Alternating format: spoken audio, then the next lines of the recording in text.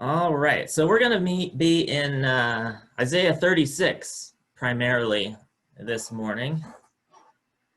Isaiah 36. But if you get there, I want to have you just stick your finger there or your bookmark because we're going to read in Second Kings to set the stage a little bit, just to get some historical context. So when we get to Isaiah 36, it begins a narrative passage. 36 through 39 are narrative, primarily revolving around the character of King Hezekiah. And it's kind of interesting. It's the longest narrative chunk in Isaiah. There's a couple narrative chunks, and this is the longest one. And it kind of is transitional because once we hit chapter 40, there really is sort of a turning point in the book. So this narrative, 36 through 39, leads right up to that turning point in the book of Isaiah. So in this chapter, we're going to be dealing with Hezekiah. Does anybody remember if Hezekiah was a good king or a bad king? That's always the question when you're talking about these guys. Good king. Yeah, he was a good king. King. Yeah, Hezekiah was a good king. We're going to be talking about a lot of history here and establishing the context. So you'll remember we've already talked about the northern kingdom of Israel and the southern kingdom of Judah. And Hezekiah is a king in Judah. He was a good king. Israel never had any good kings. They were all bad. And of course, Israel was very, very turbulent. There was a lot of changes in the dynasties. There was a lot of backstabbing and assassinations and various things like that as far as the kings went. And of course, Israel fell earlier as well. It fell to invasion before Judah did. Judah had a lot of bad kings and some good kings. I think there were 8 good kings in the southern kingdom. And the southern kingdom was a lot more stable because it was actually the Davidic line of the kings. It was often extremely ungodly, and we're going to touch on that in a second. But it was also more stable politically and really kind of blessed because it stood in the Davidic line of the kings. And so God would always be like bringing in a good king to kind of restore them to worshiping the Lord properly and being really patient and long-suffering to them, really. So Hezekiah is a good king. His father Ahaz, he was a really terrible king. And we talked about Ahaz all the way back in chapter 7. You'll remember we talked about how the northern kingdom of Israel formed an alliance with the Syrians. And so Israel and Syria invaded Judah, and Judah formed an alliance with Assyria to resist this invasion. And we talked about that back in chapter 7, and Ahaz was involved with that. Ahaz, Hezekiah's dad, was the one who allied Judah with the Assyrians to defend against Israel and Syria. Ahaz was really wicked. He sacrificed his own son to the false gods. He also really kind of like, once he formed an alliance with Assyria, he really tried to ingratiate himself with the king of Assyria. And so when Assyria conquered Syria,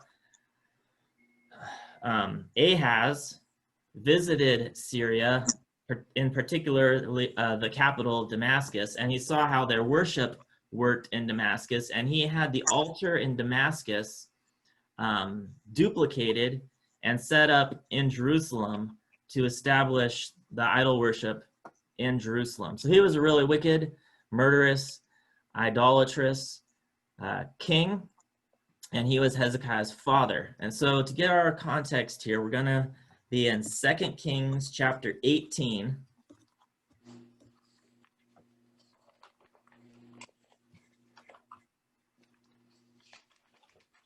Second Kings 18. And I will take somebody, if somebody would like to read, if you could read 2 Kings 18, 1 through 8.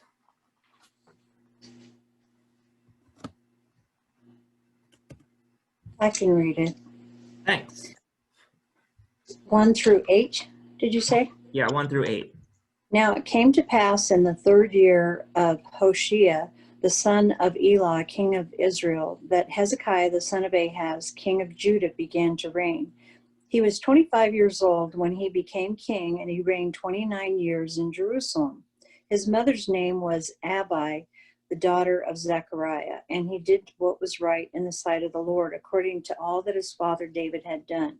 He removed the high places and broke the sacred pillars, cut down the wooden image, and broke in pieces the bronze serpent that Moses had made, for until those days the children of Israel burned incense to it and called it Nehushtan.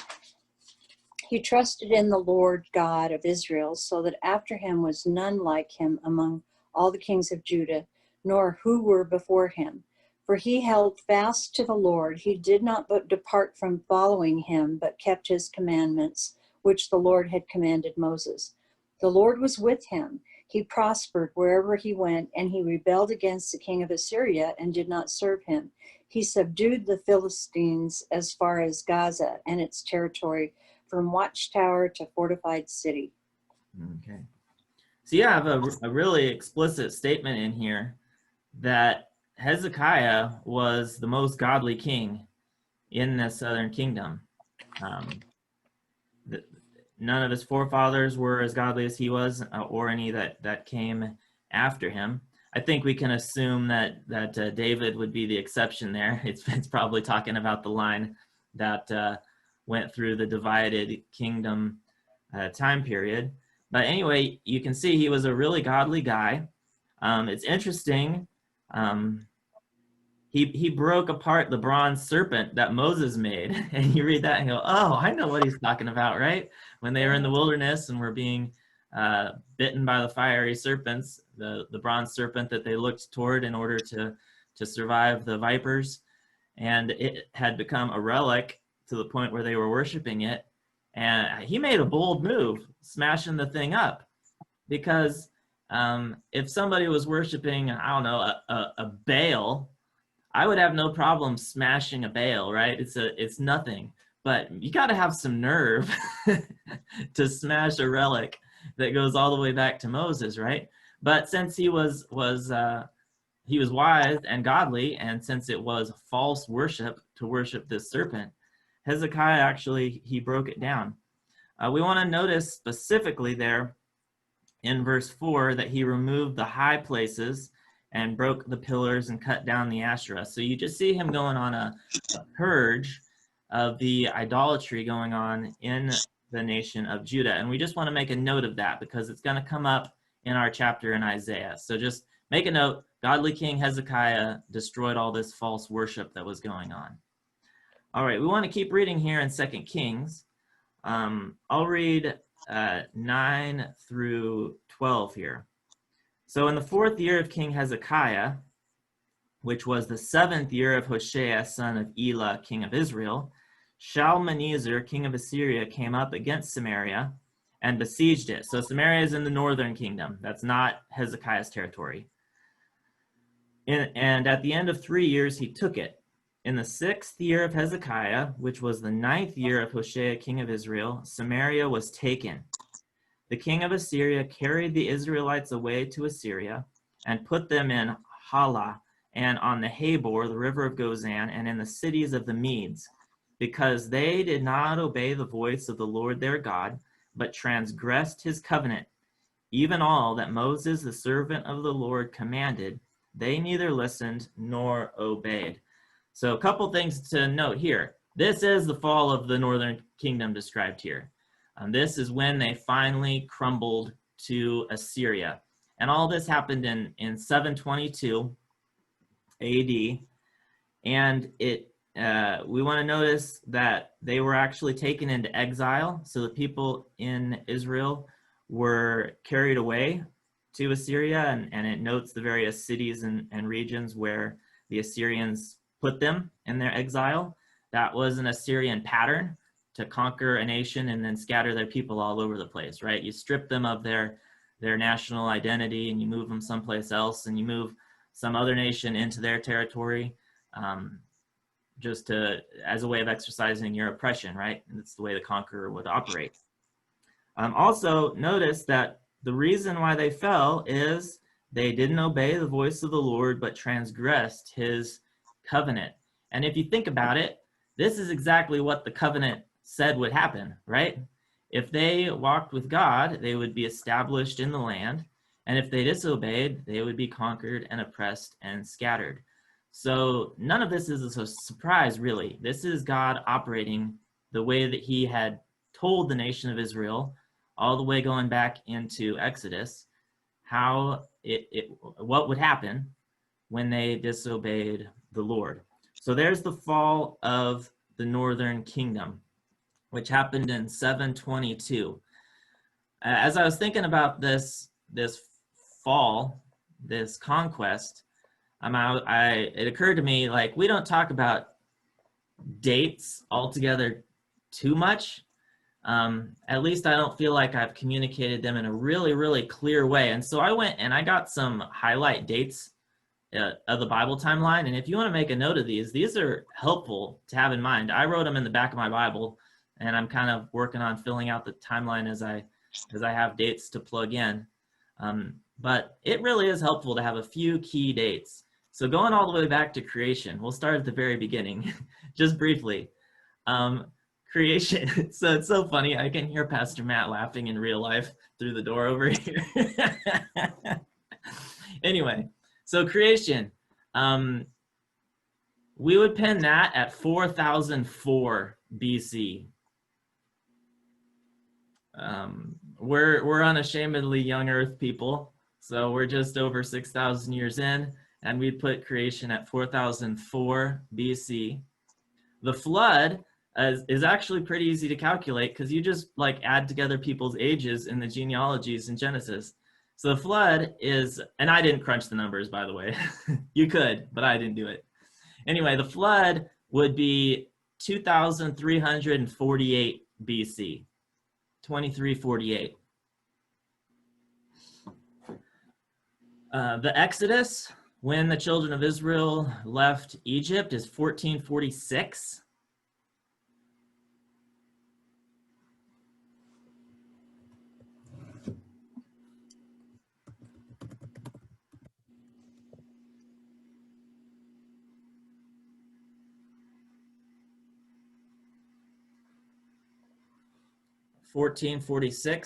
And then this date that we just read about here of the fall of the northern kingdom of Samaria to the Assyrians is 722 AD.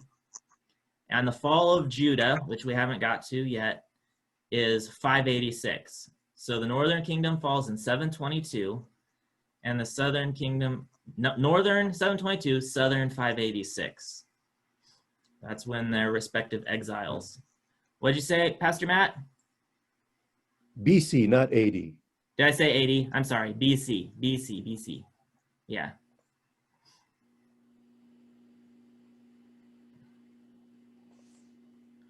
All right, so Jesus was born somewhere between 6 and 4 BC,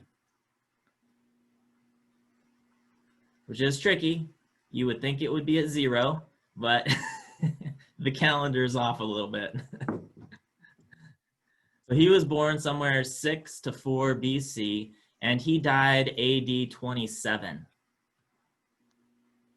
So the death, burial, resurrection, ascension, AD 27. And then the destruction of the temple in Jerusalem under the Romans was AD 70. That's kind of a key date to know. Scripture doesn't record the fall of Jerusalem in AD 70, but it predicts it. So it's helpful to know that date in some parts of the New Testament.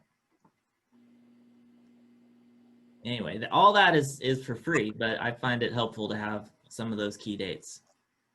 Isaac, Yes, what was the fall of the southern? 586 BC.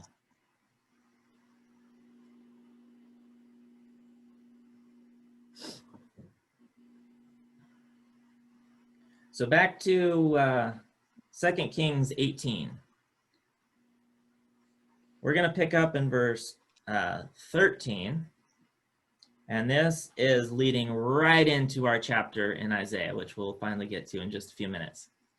So 2 Kings 18, beginning in verse 13, it marks our date here, the 14th year of King Hezekiah.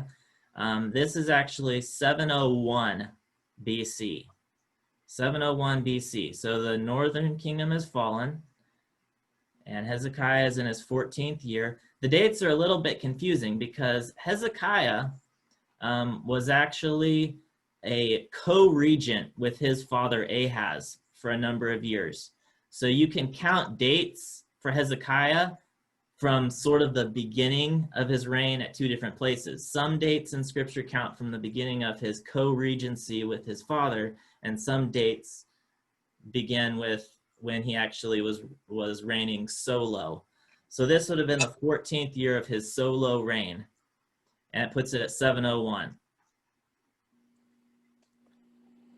And if somebody would read 2 Kings 18, 13 through 16.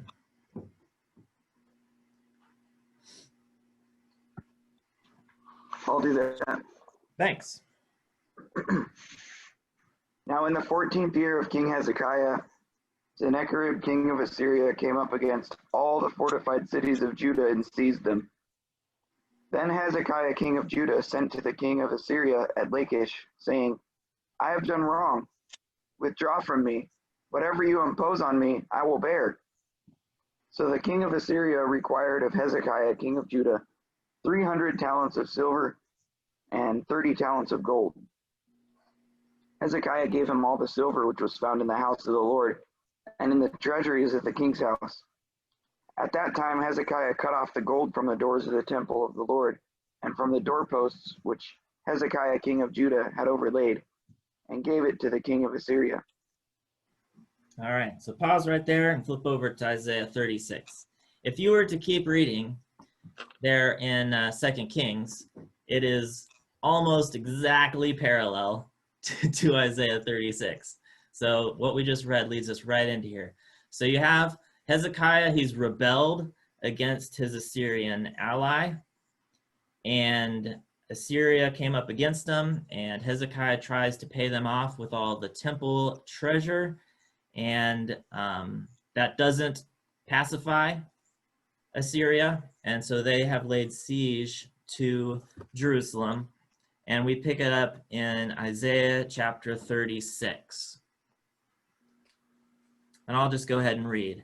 So in the 14th year of King Hezekiah, Sennacherib, king of Assyria, came up against all the fortified cities of Judah and took them. And the king of Assyria sent the Rabshakeh from Lachish to King Hezekiah at Jerusalem with a great army. And he stood by the conduit of the upper pool on the highway to the washer's field. And there came out to him Eliakim, the son of Hilkiah, who was over the household, and Shebna the secretary, and Joah the son of Asaph the recorder. And the Rabshakeh said to them, Say to Hezekiah, Thus says the great king, the king of Assyria, On what do you rest this trust of yours? Do you think that mere words are strategy and power for war? In whom do you now trust that you have rebelled against me? Behold, you are trusting in Egypt, that broken reed of a staff, which will pierce the hand of any man who leans on it. Such is Pharaoh, king of Egypt, to all who trust in him. But if you say to me, We trust in the Lord our God, Is it not he whose high places and altars Hezekiah has removed, saying to Judah and to Jerusalem, you shall worship before this altar? Come now, make a wager with my master, the king of Assyria. I will give you 2,000 horses if you are able on your part to set riders on them. How then can you repulse a single captain among the least of my master's servants, when you trust in Egypt for chariots and for horsemen? Moreover, is it without the Lord that I have come up against this land to destroy it? The Lord said to me, go up against this land and destroy it. Then Eliakim, Shebna, and Joah said to the Rabshakeh, please speak to your servants in Aramaic, for we understand it. Do not speak to us in the language of Judah, within the hearing of the people who are on the wall. But the Rabshakeh said, has my master sent me to speak these words to your master and to you, and not to the men sitting on the wall, who are doomed with you to eat their own dung and drink their own urine?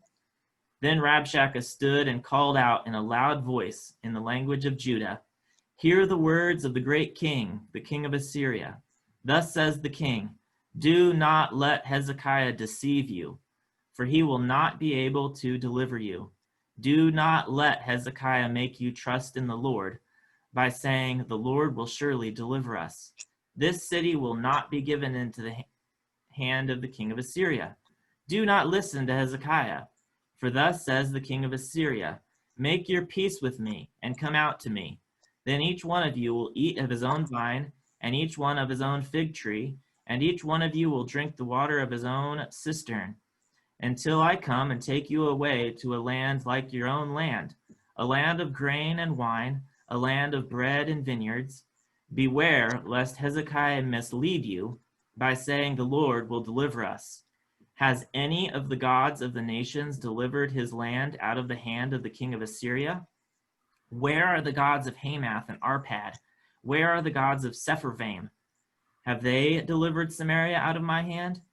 Who among all the gods of these lands have delivered their lands out of my hand, that the Lord should deliver Jerusalem out of my hand?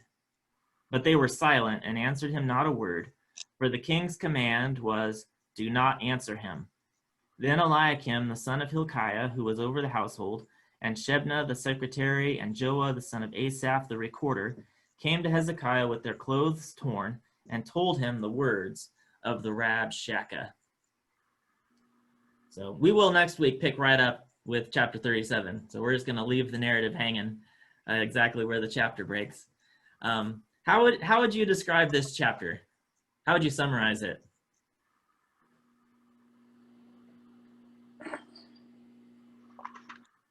Was an attack on their faith to demoralize them.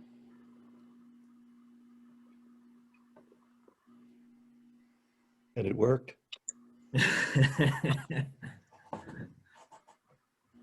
Yeah.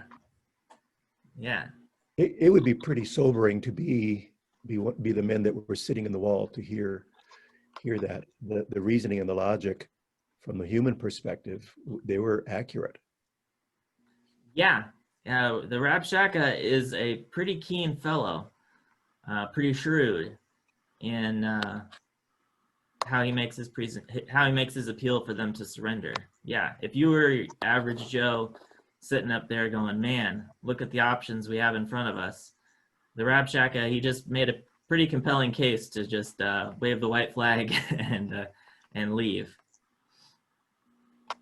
What specifically is a Rabshakeh? Is it just a spokesperson? It's a title, so it's not his name. It's a title for a high-ranking military official in the Assyrian army. So I've read like he'd be the chief of staff or something. He's one of the right-hand men to the king. So yeah, it is a title, sort of like Pharaoh is a title. We don't have his proper name. So yeah, you guys are right on the right track. This is an attempt to demoralize the people of Jerusalem. And if you look in the very first verses of the chapter, how's the Assyrian campaign going so far? Well, they grabbed a bunch of cities already. Yeah, they have thus far been totally victorious. They've conquered everything except Jerusalem, and so here they are on the doorstep, thus far completely victorious in their efforts here. So yeah, you can imagine yourself in this situation. If you're in Jerusalem, the army that surrounded you is a victorious, powerful force. They've been successful against fortified cities all throughout Judah. I mean, these weren't just little villages that they'd knocked over. They had laid siege to and conquered all these fortified cities coming down through Judah. And they have Jerusalem completely surrounded. I noticed that he never addresses Hezekiah as King Hezekiah. Yes, yeah. All throughout the speech, he talks about the high king of Assyria and emphasizes the might of the king of Assyria, but he doesn't credit Hezekiah at all. He just calls him Hezekiah and never attributes to him any significant power or authority at all. Yeah, that's a good thing to observe. So Hezekiah sends out his messengers to talk with the Assyrians. These guys named Eliakim and Shebna and Joah, and they go to the upper pool on the highway to the washer's field.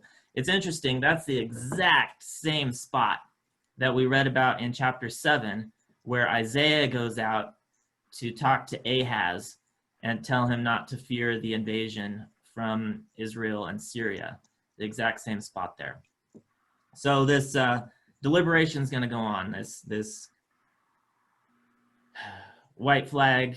Let's talk about the situation that that we have. And not white flag in the sense of surrender, but they're gonna deliberate.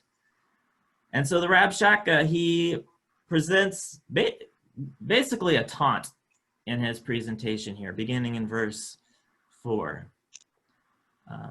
He actually pretty keenly summarizes the heart of the matter in verse number 4, because he asks the question, on what do you rest this trust of yours? See that there? On what do you rest this trust of yours? On what are you relying? And that's going to be the question in the whole chapter.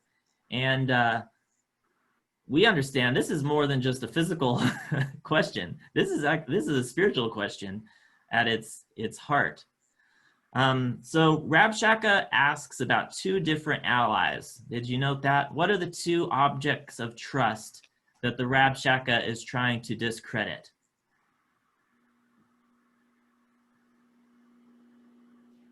Egypt. Egypt is one of them. Egypt and their trust in the Lord. Exactly. Yeah. So there's these two allies or objects of trust that the Rabshakeh is trying to undermine here, Egypt and Jehovah. He also mentions in verses 8 and 9 that Judah doesn't have a significant army, and he taunts them by proposing a wager. Hey, my master, Sennacherib the king, he'll give you 2,000 horses if you can put people on them.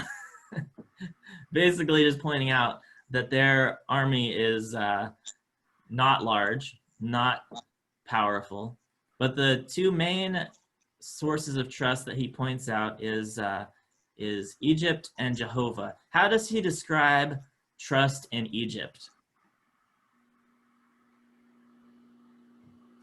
Like a broken reed.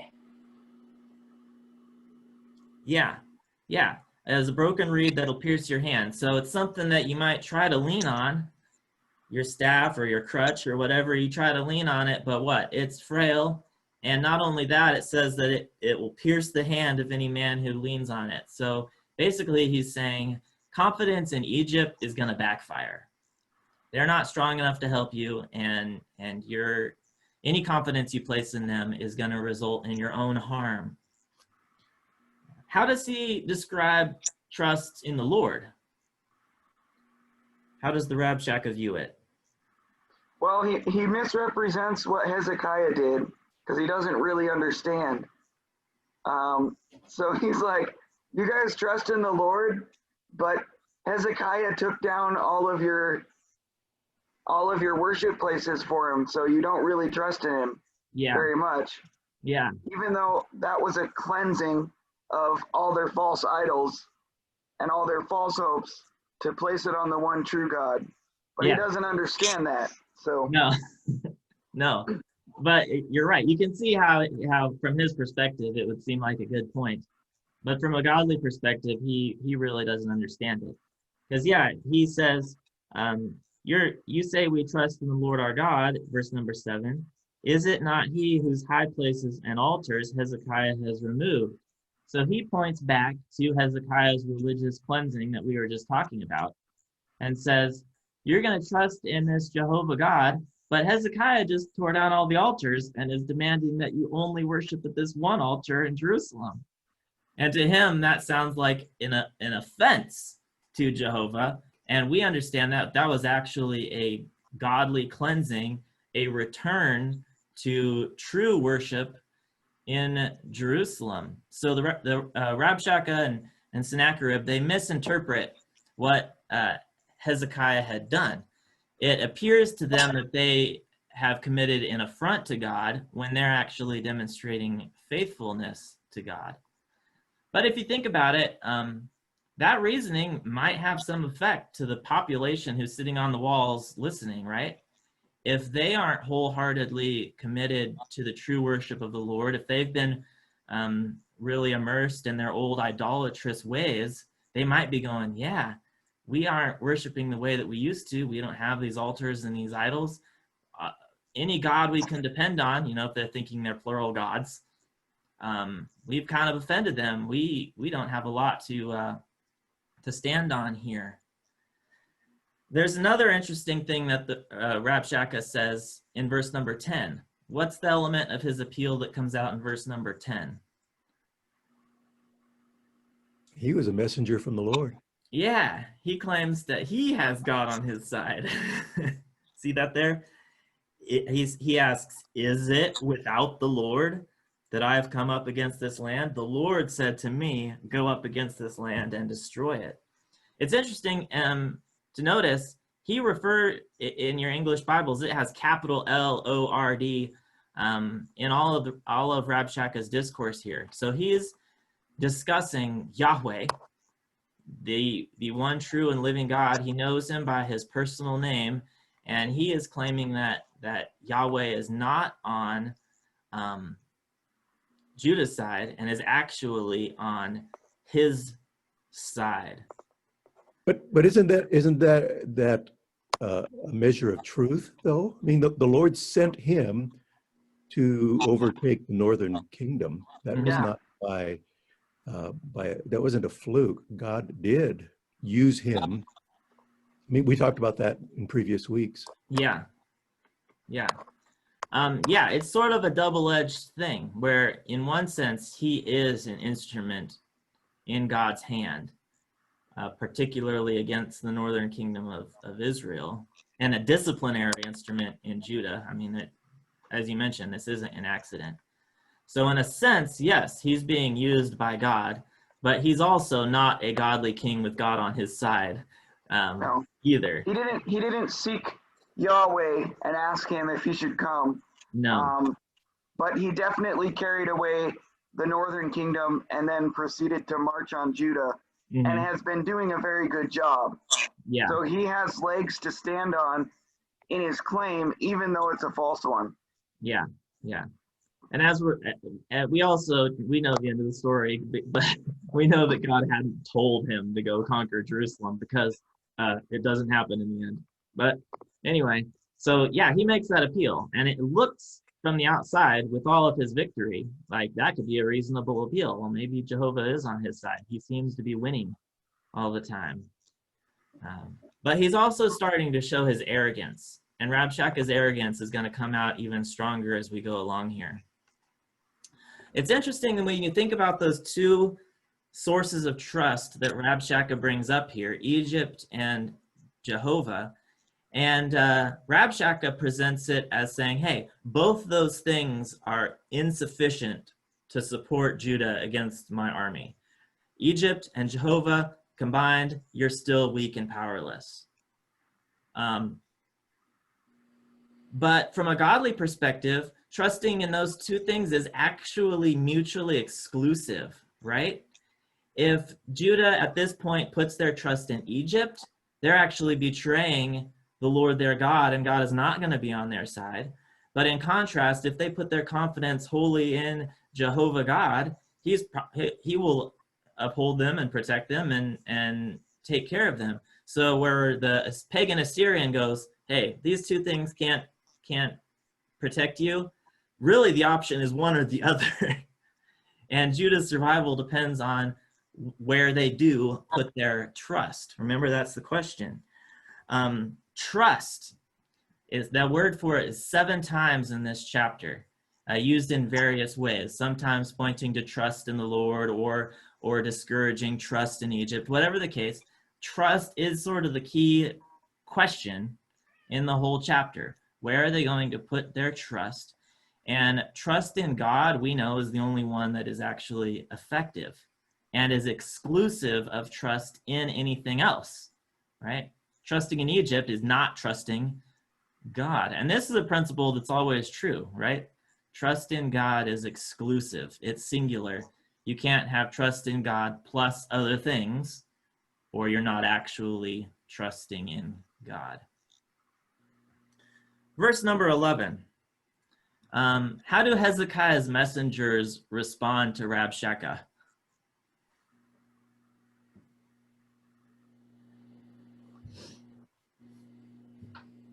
Talk to us in Aramaic, please. Yeah, it's kind of a funny request. We have Go ahead. They don't try and answer any of his claims or anything like that. Yeah. They're just like, can you talk to us in Aramaic?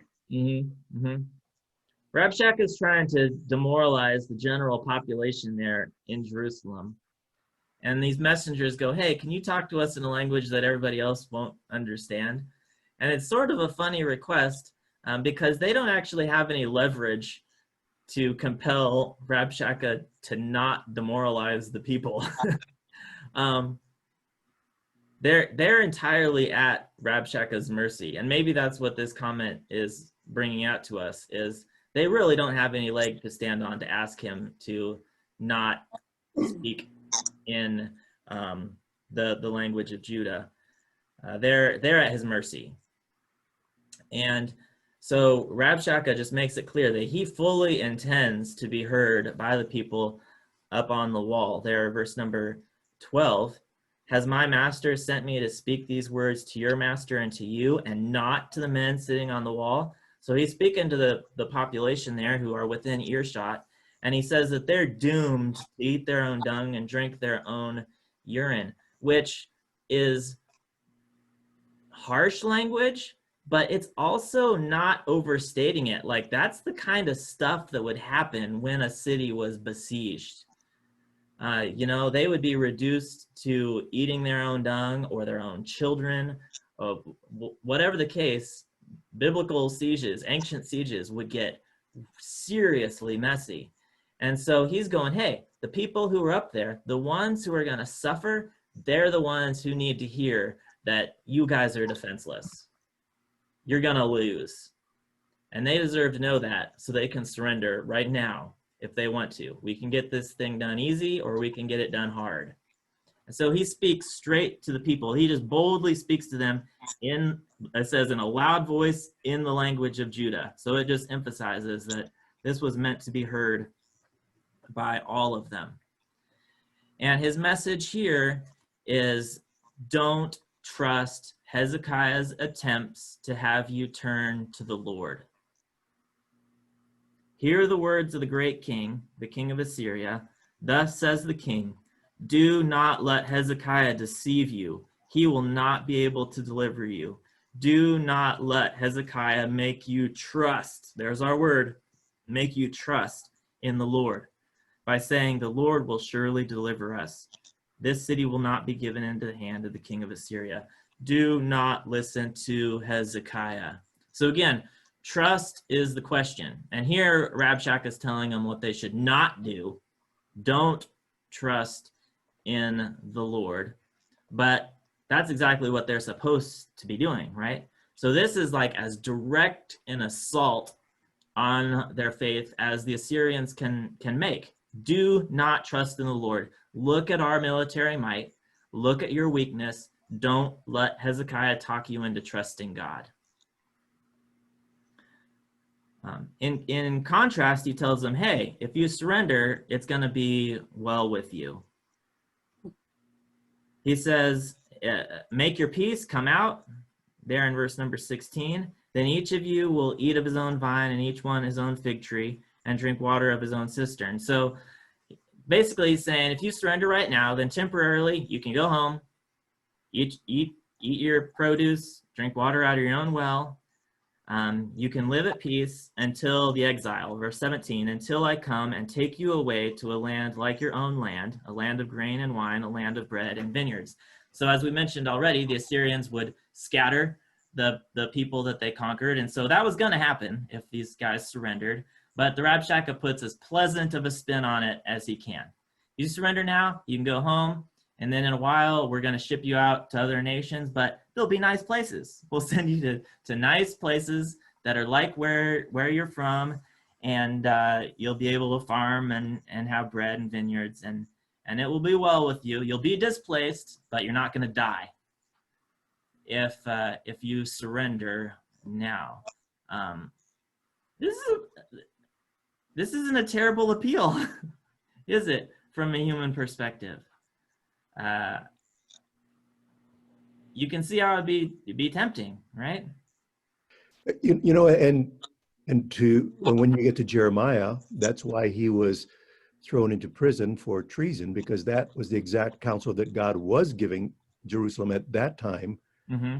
It's Babylon. Go ahead and give in, Mm-hmm. and go into exile because your judgment has come. Right. It's Because just that the message, this same message, was not from the Lord. It was from the pagan king. Mm-hmm.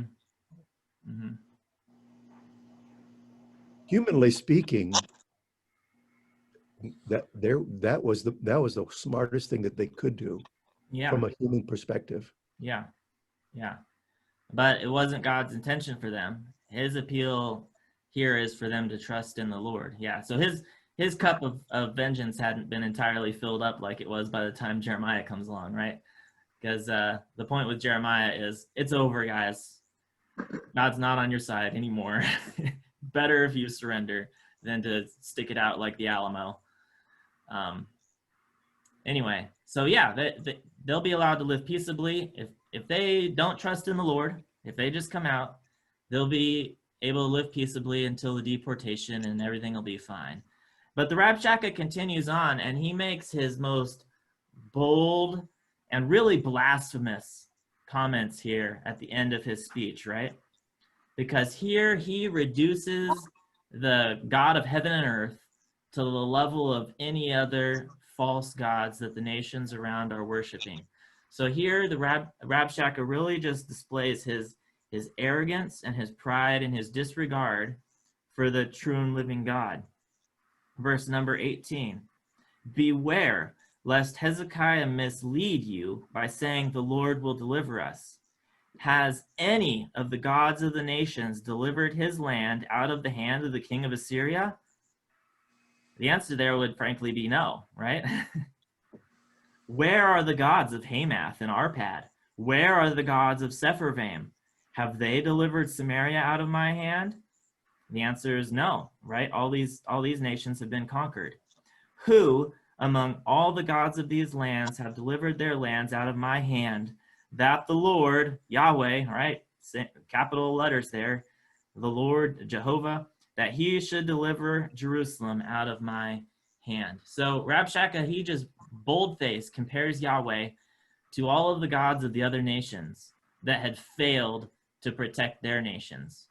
They were impotent gods, and in Rabshakeh's view, Yahweh is the same way, an impotent God who is going to fall before the Assyrian armies. It was interesting. I don't always look into lists of names like these nations that are mentioned here, but some really intriguing things came out when I looked at them just briefly. Hamath and Arpad, those are cities of Syria that Assyria had conquered. And of course, we've had that whole context going through Isaiah, right, of the conflict between Assyria and Syria. So Hamath and Arpad were Syrian cities conquered by Assyria. Sepharvaim, you can look them up in 2 Kings 17. Sepharvaim was actually a conquered people that had been deported by the Assyrians and brought into Samaria. So normally you think of Judah or Israel and Samaria being scattered and displaced into other nations. Well, Sepharvaim was the nation who had been brought into Israel and Samaria, and they were residents there under Assyrian occupation. So Judah would have known the Sepharvaim as people who were now living in the cities in the north that used to have Hebrews living in those cities, but now the Sepharvaim are there, and the Sepharvaim would have served as an example that they would have been very familiar with of the fact that the Assyrians just dominate and oppress whatever nation they come across. Their neighbors to the north are an occupied, displaced, oppressed people. And so their gods have been powerless. Samaria, we know that, of course, that's the capital of the northern kingdom, and they'd just been crushed in 722. So Israel and Samaria are crushed, and Rabshakeh actually says, have they delivered Samaria out of my hand? Samaria, to their shame, their reputation for idolatry and Baal worship was so prominent that Rabshakeh just lumps them together with the other nations and their false gods, right? He doesn't go, hey, Yahweh didn't protect Israel. He goes, Israel's gods didn't protect them.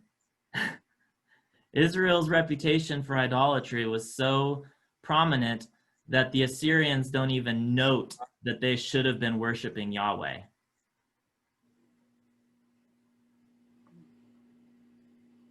His conclusion is that Yahweh can't be any more powerful than any of those other gods, and that's really his final word. He's not just trying to discourage the people of Judah. He's blaspheming their God, lumping him together with all the other false gods, and we'll see what happens with that coming up.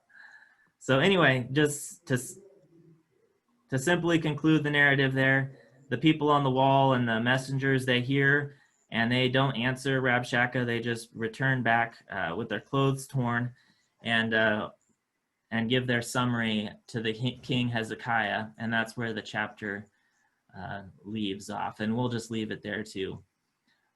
Just a few points of application that we've sort of already touched on. Rabshakeh's question, on whom do you rest this trust of yours? That's always a relevant question, right? Physically and spiritually.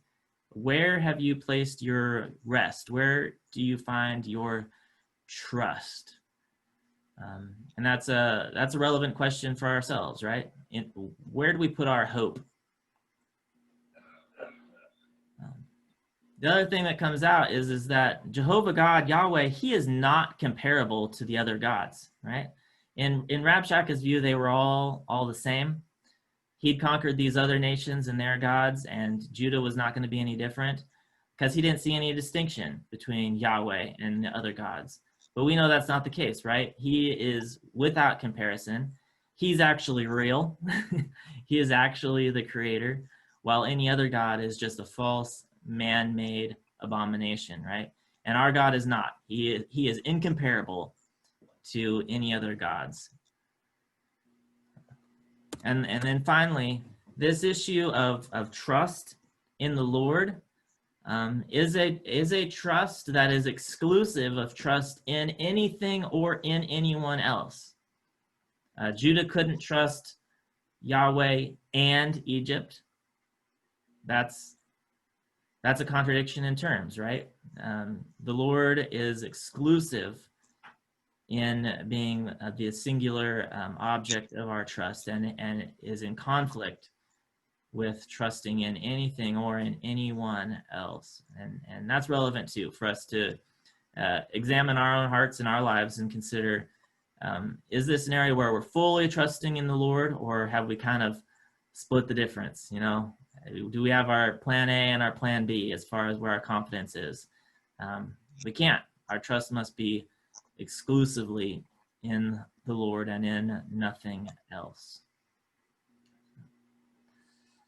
We do need to close. Pastor Matt is planning on going live at 10 o'clock, barring technology problems, but that's the plan. So we will close now, and we can switch over to Facebook, or however we're going to get the Facebook Live to get Pastor Matt's message. So let's close, and I'll see you guys next week. Hopefully we'll be in real life. Most of us anyway.